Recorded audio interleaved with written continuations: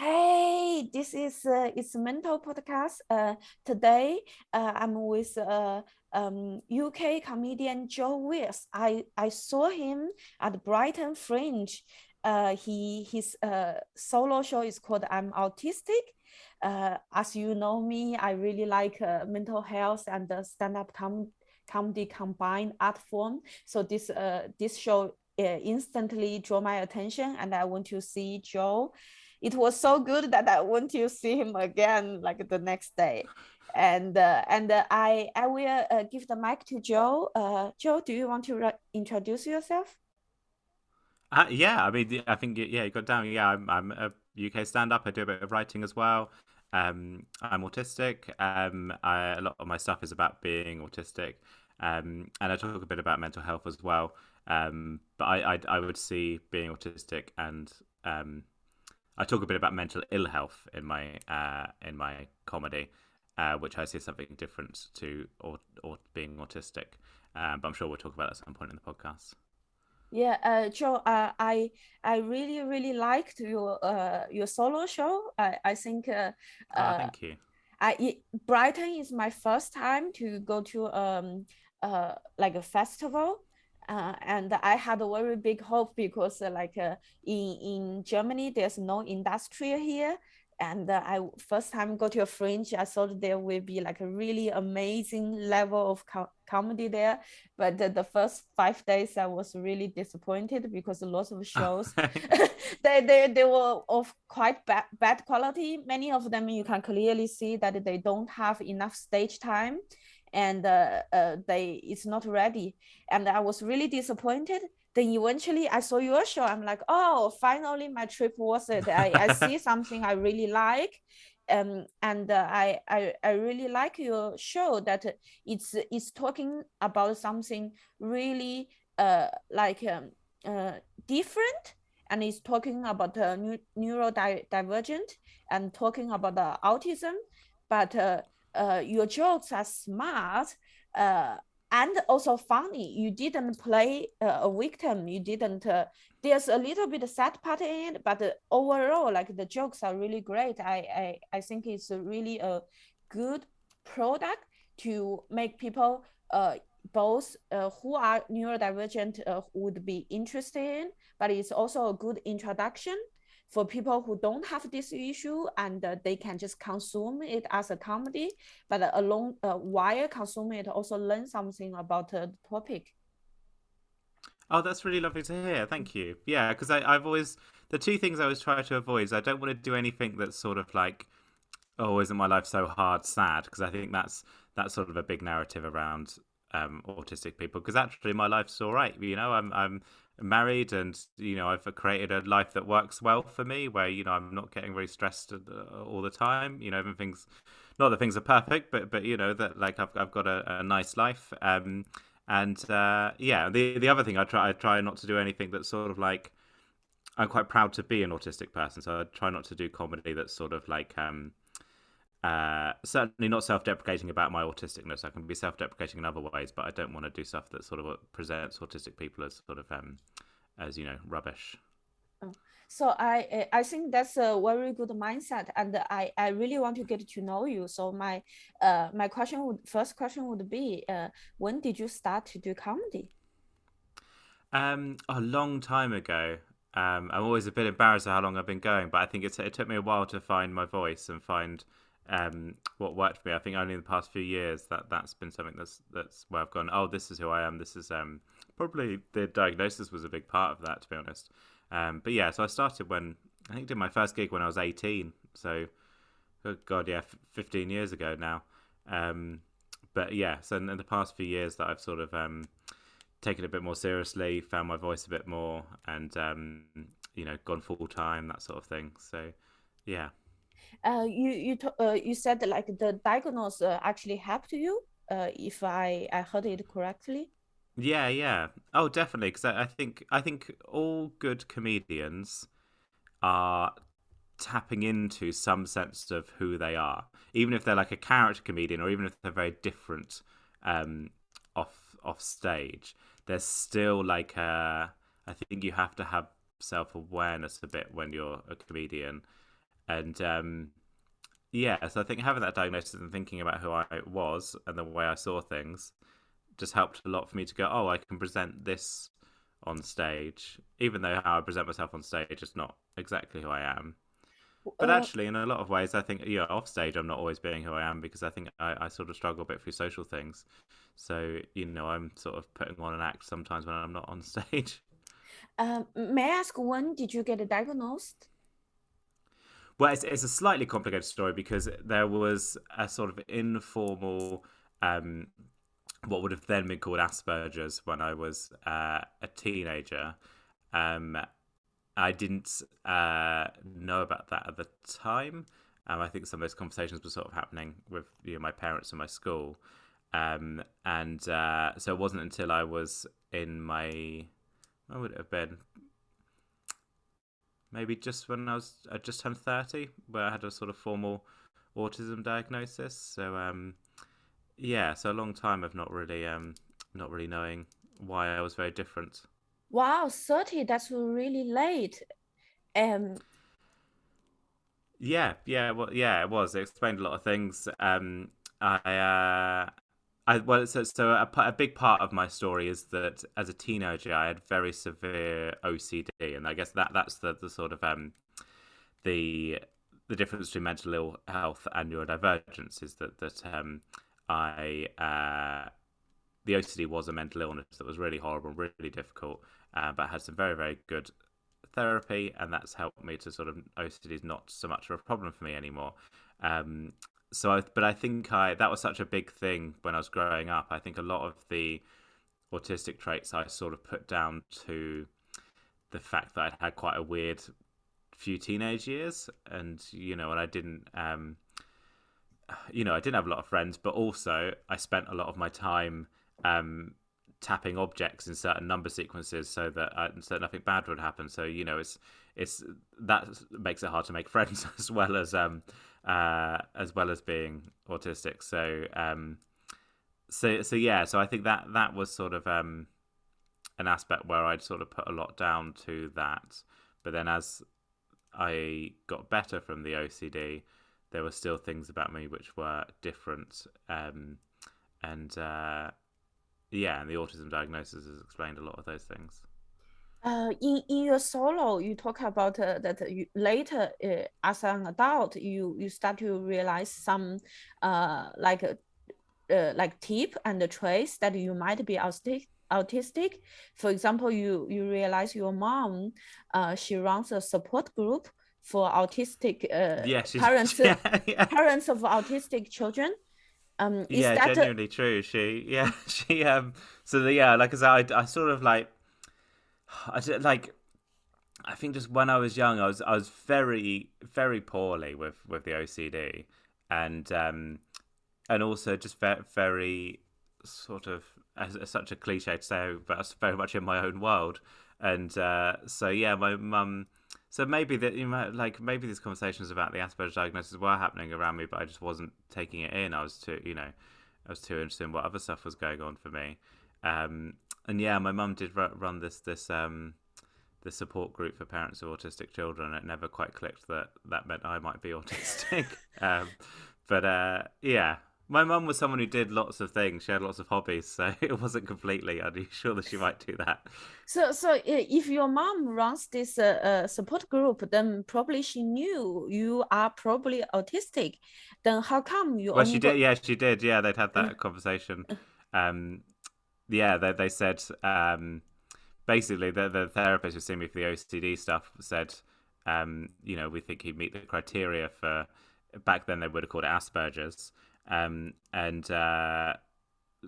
my mum said we don't want to. She felt like she didn't want to have another label, which I think was is understandable at the time. I think the narrative around autism was very different back then.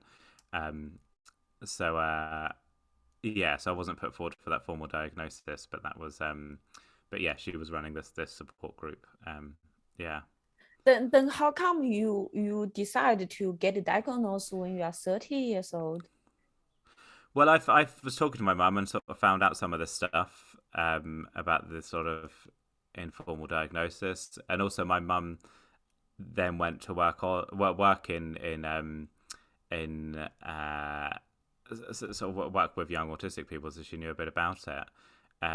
So I was able to have those conversations with her. I was also working. It's very strange story when you say it all quickly, but I was working in what we call SEND, so special educational needs and disabilities, and meeting young and was party to conversations about autism, autisticness, and talking to young people about their experiences. And a lot of them really rang true for me. A lot of the things which were happening with those young people, I was like, that exact same thing happened to me. I misunderstood this thing, and I'd see from the outside autistic people being misunderstood, or just those experiences that were incredibly relatable. And I thought, well, those exact same things happened to me. That was a sort of aspect of me sort of seeking out the diagnosis as well. And you say the diagnosis really helped you. Could you please elaborate? It helped you in which types of ways? Yeah, I think it's because it did help me. One thing I think is, which I believe in more so now, is that I think that the sort of medical model diagnosis process is very flawed. And I think there's a question they ask where they say, do you prefer to go to a museum or a theatre? That's one of the diagnosis questions, which is just such a silly question. And I'd have so many follow-up questions. What's on at the theatre? What's on at the museum? Is there a big school group at the museum making lots of noise? Is there someone in the theatre behind me who's eating some loud crisps through the whole show? So I do think the diagnosis process is flawed. I think that probably in the future we will move towards sort of self-diagnosis being more of a thing, and seeing these things as more sort of social identities rather than having them sort of medicalized. And then the discussion will be around support and needs, and that will be the thing which will be maybe assessed in a sort of in that way, because I think it's I do think the process is flawed. Having said that, I think that for me, having that word that was like, oh, you're not, because I think I spent a lot of time thinking, oh, I'm really rubbish at all these things. I'm rubbish at making friends. I'm rubbish at making eye contact with people. That feels really awkward. Like when I go out, I want to change my clothes a lot because my clothes feel uncomfortable, and I want to change my clothes, and all these things that I just thought, well, like this is like weird and things that I'm rubbish at, and then having that narrative that could make me go, well, actually, you might be rubbish at being a neurotypical person, but you might fit better into this box, and that this might be a sort of I suppose identity so much is such a pretentious word, isn't it? But this sort of identity might be one that fits you more. And and I think it made me see that I sort of felt a lot like I was a bit rubbish, to be honest, a bit sort of useless and got things wrong all the time. And I think it's helped me to reframe it and go, well, actually, I'm this different thing. And there's really good things about being this thing. And actually, a lot of the bad things about being autistic, when you pick them apart, they're not inherent things about being autistic. They are, a lot of them are to do with the environment you're put in, or sort of neurotypical people being sort of difficult to deal with sometimes. And I think it's I'd always, when there was like a weird social interaction, I'd always assume that I was wrong, because I was always told you shouldn't have said that, you shouldn't have done that. And I think the autism diagnosis, I think also in the I read Neurotribes, Steve Silberman's book about autism history, and then after the diagnosis, I went on to read people like Polly Samuel, who's more commonly known by the name Donna Williams, but people like that. So sort of those sort of ideas. I spoke with John Adams a lot, who I think is a very clever man, And Ria Lena, the comedian, I spoke to her about autism on a few occasions. Some really great conversations with her. Yeah, so sort of allowed me. So that with the diagnosis allowed me to frame things as I'm not a rubbish neurotypical person. I'm an autistic person who is rubbish at pretending to be a neurotypical person. You know, I if I sort of lean into what I actually am, then I can be more. Yeah, I mean, yeah, it has improved because it's not so much the diagnosis on its own, but it's realizing that if I lean into who I am rather than trying to not be, trying to be something I'm not, which sounds very corny, but it's true. Then that has improving to me. It's improved my comedy a lot. You know, I had an idea of what a comedian should be like and how comedians should act, and it allowed me to go, oh no, I'm not gonna try and look audience members in the eye and sort of do that sort of thing.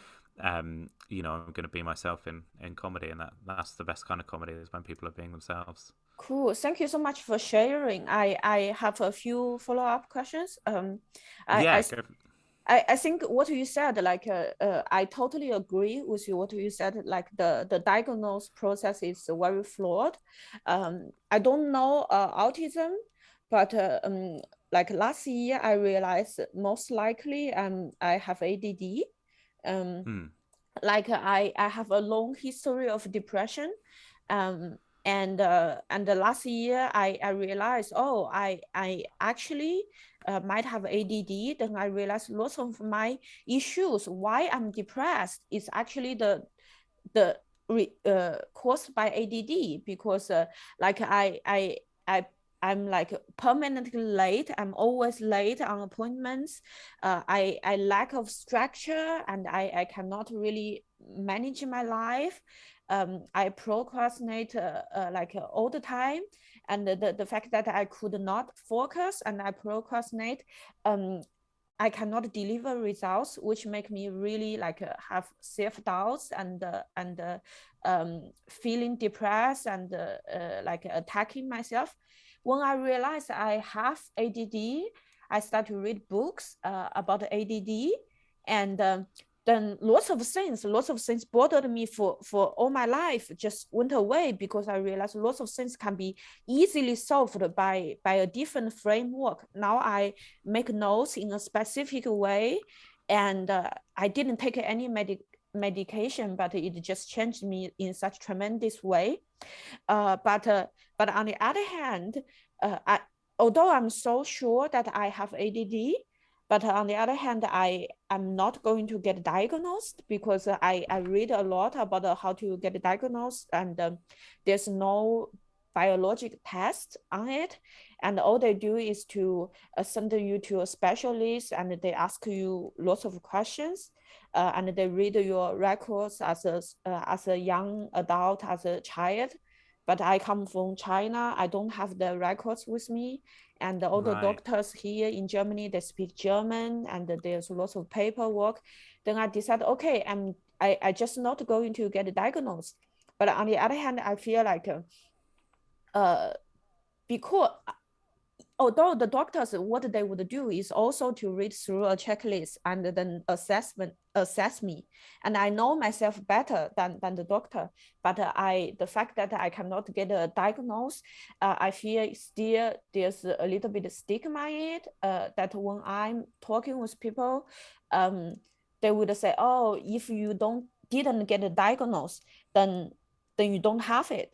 I'm like, I know who I am. It's for me, it's insane that I have to go to a person who doesn't know me at all and ask him to check the list for me, to assure me my experience.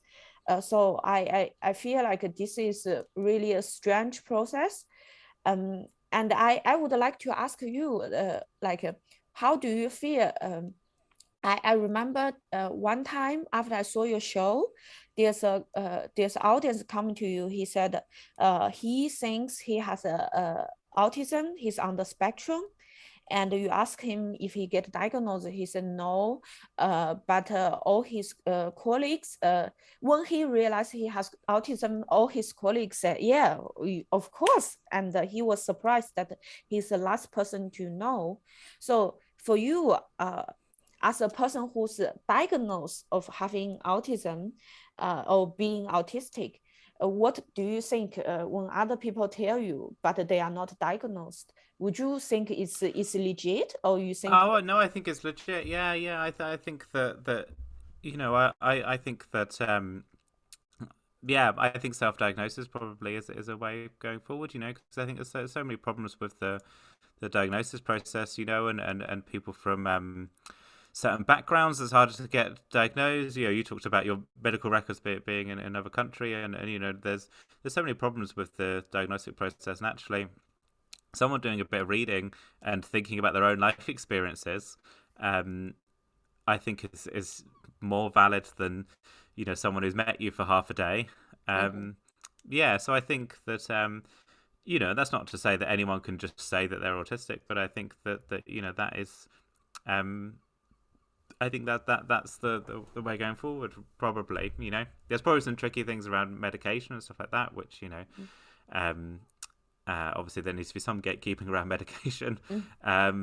But yeah, that's why I like the term neurodivergent, because it's a term which sort of doesn't medicalize us. It's a term which sort of says, for me, it says that we're more defined in like our like political and social interests rather than our diagnosis, you know. So, and I think that there are definitely things which we could change about society which would benefit neurodivergent people. And I don't think that's whether or not you have a diagnosis or you know. I met someone once who said that they were they were told that they were 2/3 autistic. They sort of only met 2 out of the 3 criteria for the diagnosis, you know. And I think that that's quite cruel, really, to tell someone that, you know, there's, and it also, like, I believe in the social model and in social, that the sort of the treatment for autism is social change, you know, that we change society to be more inclusive, and that's how we stop people from struggling. And that can only happen, you know, if we sort of are spend all our time policing who gets to be in this group.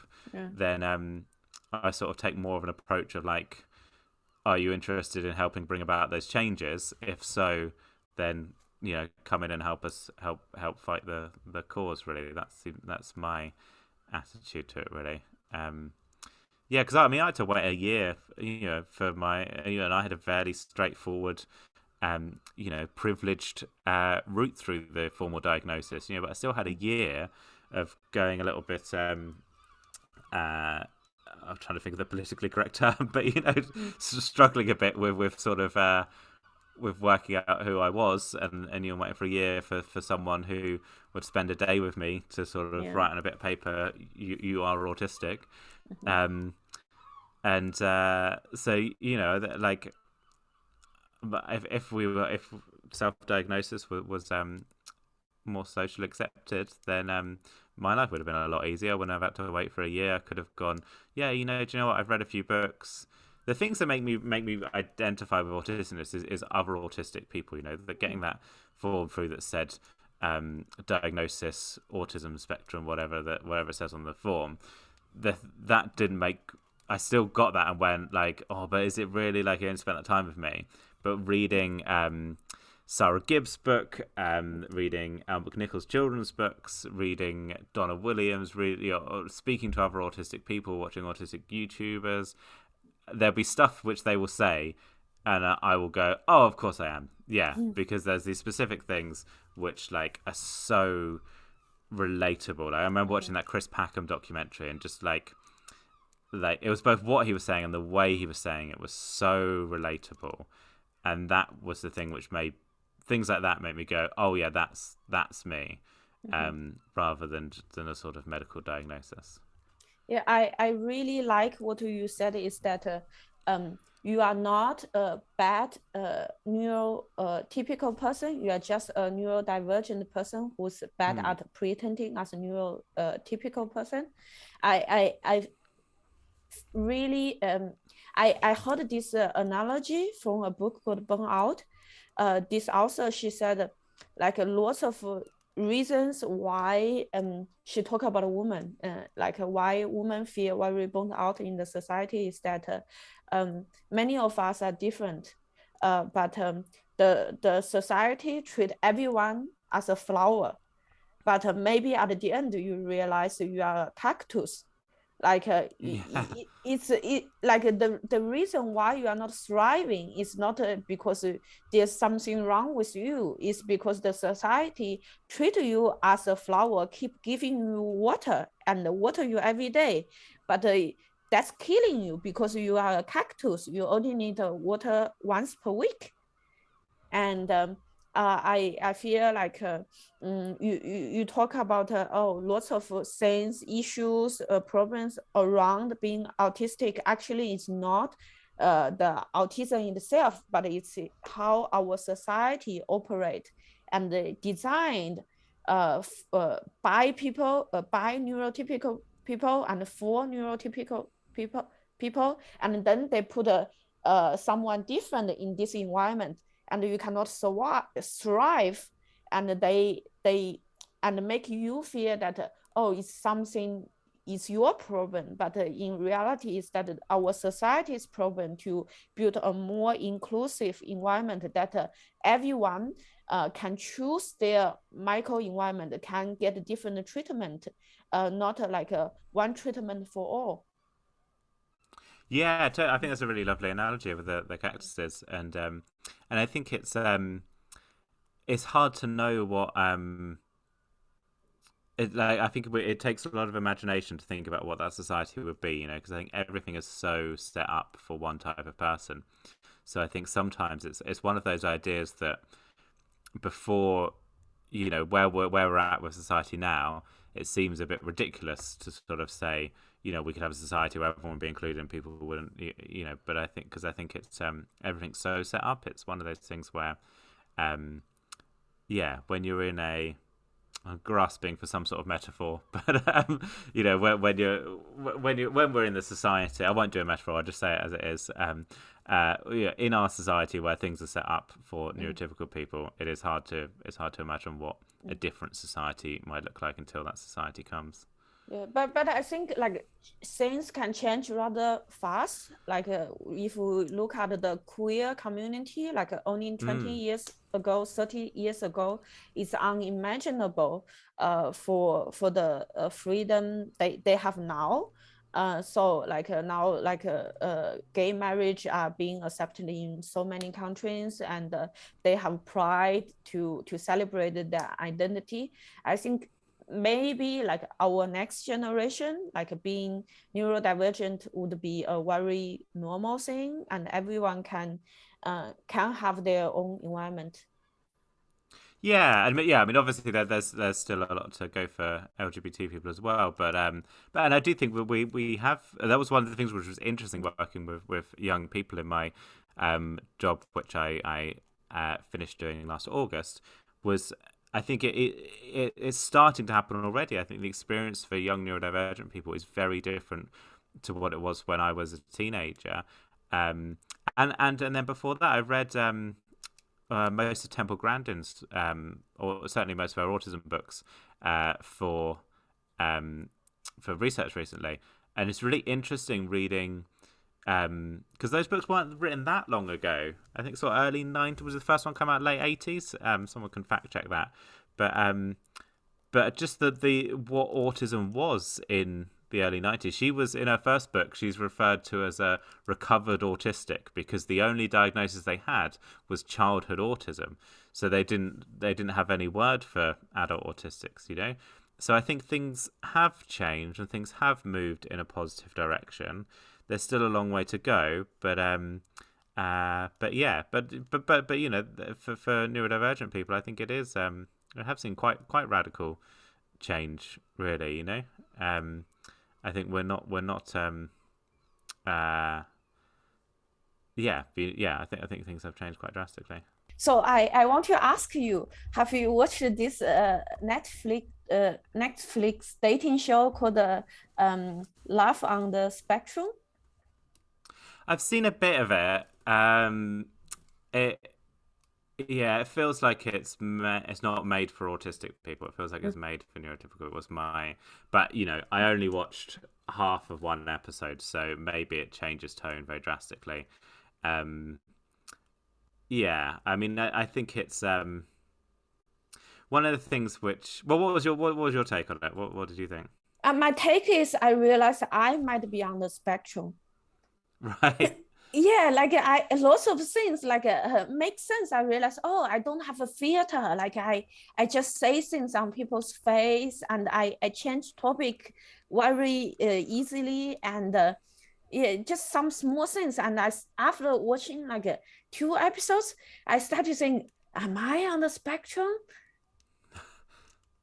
But Well, yeah, yeah. I like think it's interesting, like that you talked about, like I think that's my issue with a lot of those things. There's which I think is there's the UK one called the Undateable as well, which I think is more problematic. yeah, Partly because it's called the Undateables. No, like a lot of those things, they never. I think that the things that my partner likes about me. I've been married for a while now. We've been together since we were 17 and very happy, and our relationship works. I think a lot of the things she likes about me are, to some extent, autistic traits. And you talk about not having a filter, but I think so, being in a relationship with someone, you want them to be very honest. And that's a really good thing. Um, and I think that's never presented in those shows. That yeah, actually it's always sort of like the narrative that I think they want on those TV shows is about people overcoming being autistic in order to have a relationship.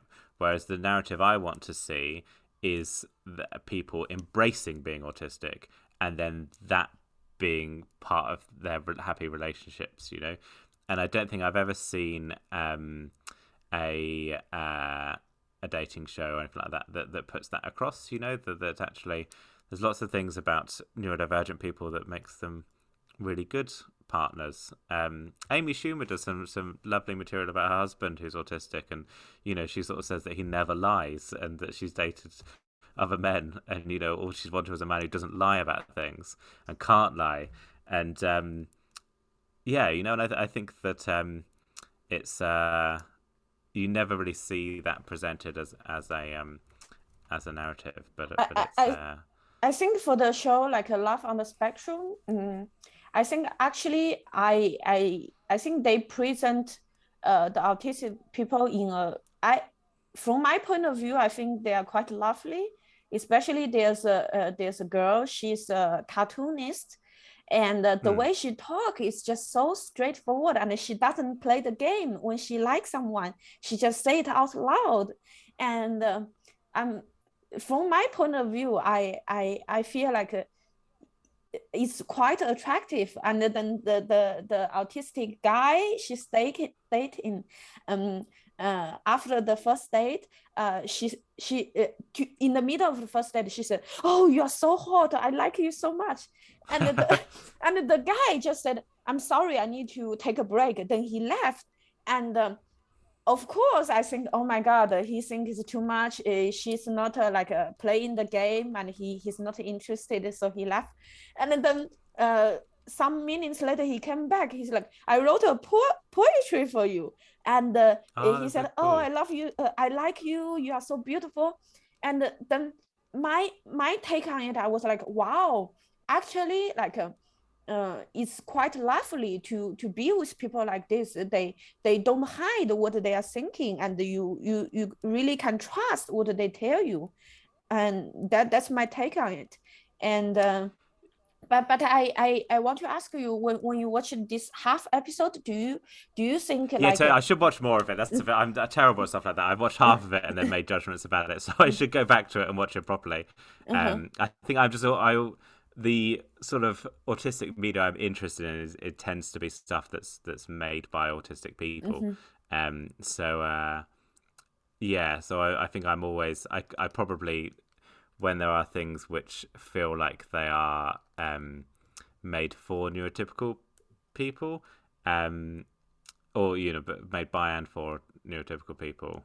I maybe come into those things sometimes with a bit of a skeptical yeah. mind, so I should give it another chance, maybe. You mentioned quite a few books earlier. Is it okay after the recording you send me the list? I can put it Oh into yeah, the definitely. podcast. Yeah, yeah. I'll have to remember which ones I mentioned. Elle McNicoll's books, Neurotribes by Steve Silberman, um, Donna Williams. Uh, yeah, I think those are the ones that I mentioned. But yeah, lots of reading those sort of uh, first hand accounts of things. Um, Yes. yeah, there's lots which I related to a lot while reading those. Earlier we are just talking about this dating show, and you briefly talk about your wife. How did you meet your wife? We met at college, so UK college, so what other places call high school. Yeah, so we were both 17 and we've stayed together since. So yeah, so I think we're sort of closer than most couples. We tend to sort of I don't think she was with me when you came to see my show, but she comes to a lot of my shows with me, and we travel around together a lot. So yeah, we're very very happy, and she is neurodivergent too. She has ADHD. So yeah, I think we sort of work together partly for that reason. I think that I don't think I could be in a relationship with a neurotypical person, if I'm honest. No offense to the neurotypical people. So you met in 2017. That means that was before your diagnosis. Uh, No, no, sorry. We met at college when we were 17. So we oh met. So wow, 17 years old. Yeah. So this was how long? 16 years ago. Yeah. So I wow. think almost half our lives we've been together. So that's way before your diagnosis. Yeah, yeah, yeah. So we've been together a long time. And before your diagnosis, did she knows that you might be on the spectrum, or how did you address the situation that you are not like neurotypical people? Um, no, I think that we always sort of um, knew that we were. I think both of us sort of different to most people. Um, yeah, so I think there's always been that sort of yeah. I think she was always very understanding about the fact that we were different. That like if you went to a party, I wouldn't be able to sort of socialize immediately, and or at all really. I probably just find one person that I can talk to in the corner, which is usually her. Um, so yeah, I think as well we're both sort of neurodivergent in different ways. We sort of Mm-hmm. have an understanding of, you know, um, understanding people's differences. Mm-hmm. I like I feel I'm on the spectrum because also like I have a very difficult time. When I was younger, I have a very difficult time to socialize and in social groups. Only like recently I start to accept that okay, that's not me, and I'm not going to force myself to do that anymore. Uh, and my next question would be, um, your before you said you start to become a full-time comedian in the recent years. Mm. Before that, did you do any other jobs? Yeah, so what things have I done? I worked at a tourist attraction when I was at university. I then did some. So I wrote a book about having OCD, so I did a bit of sort of stuff to do with that. And then for about 5 years, I worked part time whilst doing comedy. Um, for for a charity work for young people with special educational needs and Wow. disabilities. Um, and yeah, then went full time comedy last August. Wow. How does it feel like now you are a full-time comedian? Yeah, I'm scared that if it goes badly, I'll have to go back. I think I would struggle in a proper job now. I think now that I'm sort of fully self-employed, it is very freeing to sort of just be able to work on your own stuff and that be a full time thing. So, um, yeah, it's nice. Yeah, I Mm-hmm. like it a lot. How with your comedy before your diagnosis, did you uh force yourself or push yourself to be the certain way? Because for me, I um at a for quite a while, I really wanted to force myself to be this type of high energy American comedians, like, hey, Right. hey, everyone, how's your night going? And Yeah, I tried yeah. very hard. Then after a while, I realized, okay, that's just not me. So how did you find your stage presence? Yeah, and I think that is true of comedy generally. I think Mm, everyone has whatever their neurotype is.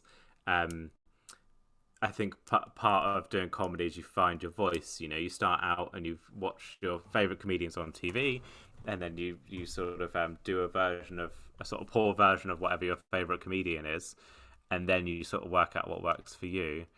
Um, but yeah, I think it's one of the other things that the diagnosis helped with was I sort of was finding stuff that would work for me doing stand up, but then I always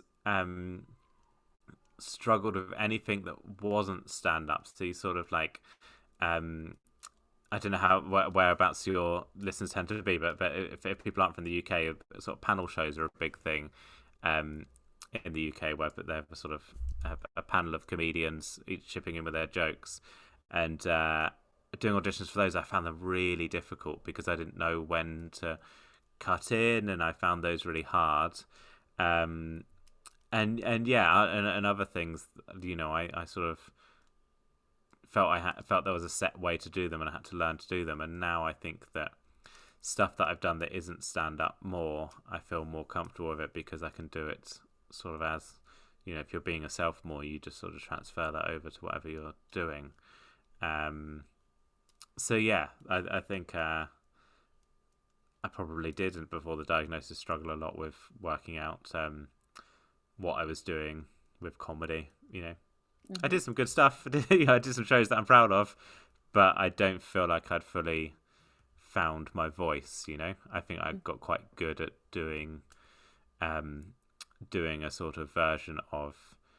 I felt like I was good. I got quite good at doing stand-up comedy, and mm-hmm. now I feel like I am a stand-up comedian. Do you know what I mean? Like, Yeah. you know, um, I've found how to for it to be me, which Mm-hmm. is yeah, is what you need. In your show, you talk about that people wondering, like, how can an autistic person to be stand-up comedian? And because the stereotypical is that the autistic people are good at math, like mathematical physics, genius or something. And you have a bit about this. Um, I would like to ask you, how do you feel like being autistic and stand-up comedy, these two things work together for you? Because stereotypically also for stand-up comedy, most people would believe, oh, stand-up comedians are really extrovert and who like to socialize and funny naturally. And how They haven't met many stand-up comedians. They think they're extroverts. Yeah, I mean, I think a lot of I mean, there are a lot of autistic comedians. I don't know whether that's because comedians are more likely to be honest about it. Um, but yeah, I mean, I think so. There's a couple of things. One is I think joke writing really works for my brain. When I was at school, I was quite bad at writing because we got sort of taught that how you write is you sort of sit down with a pen and paper, and the sort of writing flows out of you naturally, and you sort of come out of all these sort of like beautiful metaphors and you know and so on. Um, and that didn't work for how my brain works. I was always really rubbish at it. But comedy writing, and actually a lot of the writing that I've done, which is the young adult book, I've realised that my sort of if I sort of allow my sort of systemizing brain to approach it, you know, if you've got a joke, sometimes it'll be like, I'm sure you've had the same thing where, like, well, that joke's not working, but maybe if I change that word, then that would give that bit of the sentence a bit more meaning, or it might change the context of what I'm saying there. Or if I later, and it's quite sort of, it feels like almost like a puzzle to work out, and I think that works for my brain. That sort of comedy writing, I think, sort of feels natural to me, which was never taught at school or even at university, Mm, really. 'cause I did a literature degree for some reason. um, and the other thing I think the humor for neurotypical people like is a very specific thing where like I think there's a certain type of humor that neurotypical people would do where it's like a sort of like social glue bonding thing where actually if you broke down I went to well it's an old example, it was a few weeks ago and I went to get my car fixed at the garage and they're all joking around in the garage because they're ordering new like fleeces, like quick fit fleeces, and one of the guy on the desk, he's quite young and quite skinny, and they're going, "What size are you?" We've got all of the fleeces. Oh, I think he's 5XL because he's quite skinny, and they're going, "Yeah, 5XL. We're gonna get 5XL for you." It goes on for about 5 minutes of them sort of like one of them checks his label and goes, "Yeah, it says 5XL in here," and they're all laughing because he's actually very skinny, and they're like, and like that isn't very funny. Yeah. But it sort of it amused them, and I think it acted as a sort of like social like glue and a bonding thing. And I think neurotypical people do this sort of like that sort of humor I think is quite neurotypical. I don't think autistic people do that kind of thing, certainly not naturally. And I think it's not funny, you know. If you did that as material in a comedy club, you know, if you're a skinny comedian and went up and went, "Oh, this jacket is 5XL," you know, you wouldn't get a laugh from that. But it sort of exists as a sort of it's almost like sort of bantery small talk, isn't it? Which I think is different to comedy and humor and stuff that I think is sort of properly funny. I think I would like to add my 2 cents. I think Yes. being neurodivergent means you think your brain works in a different way than neurotypical people. And the comedy, a lot of it is based on surprise. So the fact that your joke, your brain goes a very different direction, that's funny already. Because if you have a premise, most people think it will go this direction. Then you have a like a huge turn, and that makes it funny. Oh, definitely, yeah, yeah. My favorite comedians are the ones that sort of like I really like Doug Stanhope, like, particularly as a teenager. But I still think he's I think some people sort of see him as a sort of shock comic, but I think he's a lot more a lot better writer than that, very clever at his best. But I think what I like about him is that if there's like a big political debate, he will find like the third angle, you know. So if it's like pro or anti whatever thing, he will go, well, I found another route, you know. And he's always finding a different way of looking at things. And I think that's the comedy that I like. I think Carey Marks is like that. I don't know if you've ever seen him, but he always comes at things from a third angle, you know. How to spell his name? So Carey Marks, Carey and Marx, I think. But Okay. yeah, he always sort of one of the best compliments I've ever had, and I was so you know, you say something, you're like, that's exactly what I wanted to hear. Was Carey said to me, I really like the angles in your set, you know, and that's exact from him. That really meant a lot to hear, because that's what he's so good at. Is, you know, it's a new angle, a new way of looking at things. And yeah, I think a lot of comedy is like that. Even like observational comedy that's very mainstream, it's still looking, you know, it's going, here's a new way of looking at this, which maybe you haven't thought about before. Yeah, indeed. And I think a lot of us, that's the beauty of comedy. I think a lot of people start to do comedy when they are not the best in their life, but then they can transform their disadvantages into advantages. For example, like now in Germany, like in Berlin, we have a big English comedy scene going on, and most of our comedians are not native speakers.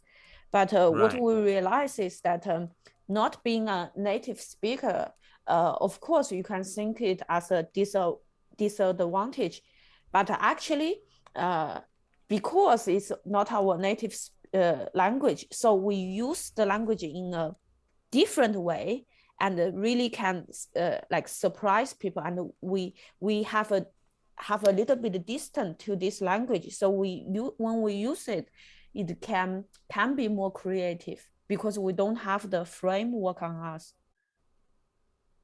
Yeah, definitely. Yeah, I think that it's yeah. I mean, there's lots even in the UK. There's lots of comics where English is their second language. People like Henning Mm-hmm. Ven, um, and yeah, it can definitely any sort of. I think that's what is exciting about comedy is that being different is the sort of the gold that you're after. You know, I think Mm-hmm. it's sometimes the sort of like the comics which maybe aren't as I'm trying to be diplomatic in what I say, but you know, maybe like sometimes you'll see a comic and you'll go, yeah, that's fine, like they're doing what they're meant to be doing, but it's just someone talking about stuff which maybe we've all thought of before, Mm-hmm. and making observations which have been heard before, Mm-hmm. um, and and even if it's sort of well presented comedy, Mm-hmm. it's a little bit boring. I want to Yeah, see yeah, someone come and do something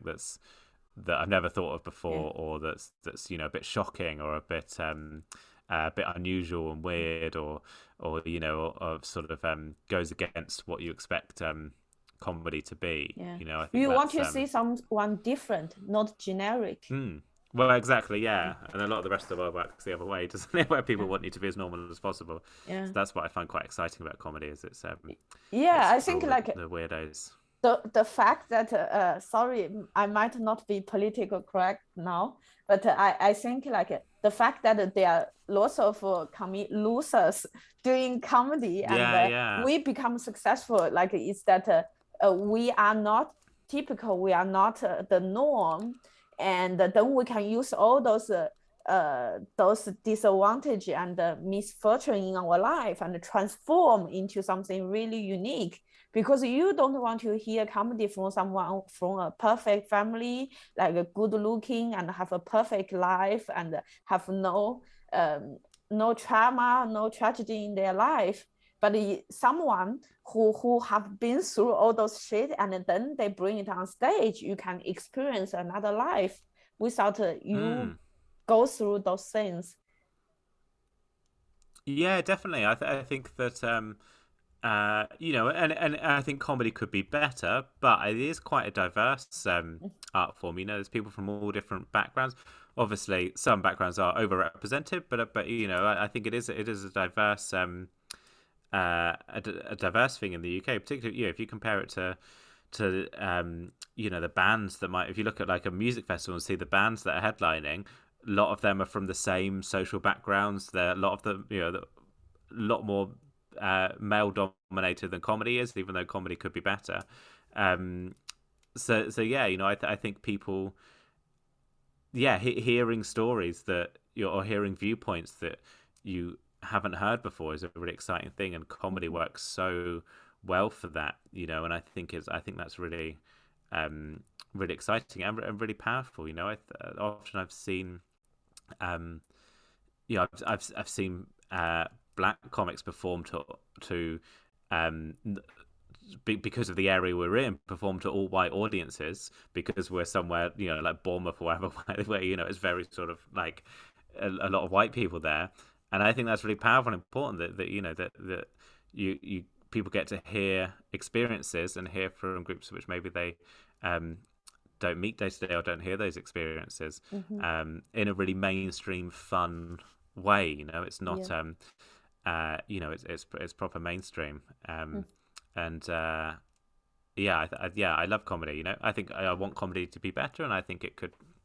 There's a lot of ways that our industry could improve a lot, but I think there is also a lot of good things about comedy, and how we get to hear interesting stories that aren't maybe being heard in other art forms, certainly other mainstream art forms. I think comedy is cool in a way that it can, lots of comedians are misfit in their normal life, and then Mm. they just start to do comedy and they start to fit into this group who where like most people are different and we are so different to each other, then we fear the community and fear a sense of belonging. Yeah, definitely. It's a sort of real yeah, when you hang out with comics it feels like a sort of community of outsiders, doesn't it? It's yeah, I love the comedy circuit a lot. I think it's a lovely, and it's we've talked earlier about the importance of environment, and I think that the environment of the comedy circuit, most of my friends are comics, and that's where I spend time with people a lot, is with comedians. That's a place where I fit in because you can be a bit weird and different, and you can ask inappropriate questions, and you can be upfront with what you want to say and talk about in a way that sort of isn't the same in a sort of a lot of other jobs. Yeah, I would like to ask at the end of the show. Last time you said you wrote a book for young adult about Yes. autistic. Would you like to talk a little bit about this book? Yeah, well, it's broader than just autistic. It's neurodivergent people. So I researched and wrote about 30 different neurodivergent people who I think are interesting and important. And I resisted using the word inspiring because I think that often gets used, doesn't it? But some of them are inspiring. I think some of them you'll read their stories and go, oh yeah, I'm gonna do something different. I'm gonna appreciate that thing more. I'm gonna be more outspoken about that thing. So some of them are, I think, properly inspiring. Yeah, so 30 different people whose brains are different to most people's brains. And yeah, it's called Wired Differently. It's published by Jessica Kingsley Publishers. You can, if people are buying it online, I'd recommend going to Pigeon Books, who are really nice independent publishers. You can get it from Amazon, but if you are able to buy it from a small bookshop, I always think that's better. Mm-hmm. Cool. I would like to ask you, if you meet yourself 20 years ago, what would you tell him? Apart from to invest in Zoom, uh, yeah, like, well, it's interesting because this is something I talk about in the show. But it sounds like it was a thing I was told a lot. Um, but I suppose the thing I would say would be to be yourself, but to be yourself in like a proper, radical, meaningful way. I think often people say be yourself in that sort of as just a sort of like way to be like, oh, loosen up, relax. But I think being yourself, even if what yourself is maybe seems a bit weird to other people, that would be my. So I'd say be yourself, but there'd be lots of sort of caveats to that. Mm-hmm. And for young adults out there, like especially those who haven't got a diagnosis yet, but might be on the spectrum, what's your advice like for them? I think one of the things this is partly not just as an autistic person, but as someone who worked with young people. When you're young, your world is very, very small, and I think it's easy to feel like there's no one like you out there because you're in a school with the however many other people who just live near the school, and that can feel very isolating because because the sort of choice of who you've got for your social group is small. But I think that people use the expression "find your tribe," don't they? And I think that is something which I did with comedy. I found people who, even if they weren't exactly like me, I found a place where I belonged, and I do think that place is out there. But I think when you're young, it really feels like, particularly when you're at sort of school and college. I think I started to find it a bit when I went to university and I met. I was doing a literature course and I sort of found people that were interested in reading books. But yeah, particularly at school, it can feel like you're the only person. It's quite a common thing for autistic people when they're younger to think they might be aliens. And I think it can feel like that a lot. Like, I've been dumped on this planet. Everyone else is tuned into whatever thing this is, and I'm some sort of outsider to this. But I think there are other aliens out there on the planet. Oh, thank you so much. I think I would really use your advice when I was young, and yeah, It's very hard being young, isn't it? I think we don't like we don't give young people enough sort of credit just for sort of like lots of I saw a play recently which was very good, but it had like a teenage, and all the teenagers are always sort of like get a load of stick, don't they? But it's just so, I think it's really hard being young. You know, it's hard, but it does get better. yeah. And the other teenagers are brutal. Well, yes, yeah, yeah, yeah. Yeah, they are, but that's the thing. It's hard being a teenager, but part of the problem is the other teenagers. So yeah, Yeah, yeah. Cool. So at the end, it come to my favorite question. Oh, actually, before that, I need to ask you.